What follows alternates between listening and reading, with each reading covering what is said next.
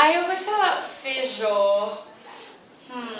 I think yung mga questions, kasi some of them hindi masyado relevant sa topics. Especially kapag trivial question siya na hindi naman sinama sa mga topic, sa presentations.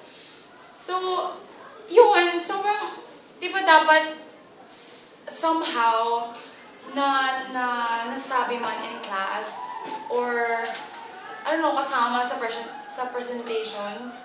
Pero yun, hindi siya relevant. So, yung second exam, medyo... Kasi yung time, I mean, di ba, once a week lang siya. Pag gumabagyo, ano ba yun? Parang, di ba? Tapos may iba pa din discuss. Parang kapag isisingit siya sa susunod na week. Tapos parang, di ba? Yung hindi na alam kung ano na doon. Ang gulo-gulo na yan. So, yung time talaga. Okay. Gets ko naman kung bakit doctor yung prof natin. Pero sana naman, pwede galing cam siya para nakaka-relate siya sa mga pinagdadaanan namin, di ba? Tapos, ang boring.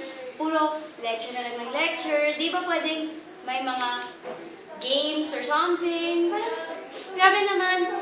Class, okay. Read the slides. Bye. Hello! Ayoko ng physio kasi kunti lang yung recorded na activity. So, pag magsaka ng, kunyari sa exam, mababa yung chances na mahila mo kasi unti lang yung activities. Kaya, I suggest na dapat maraming activities para mas madaling mahila yung mababa yung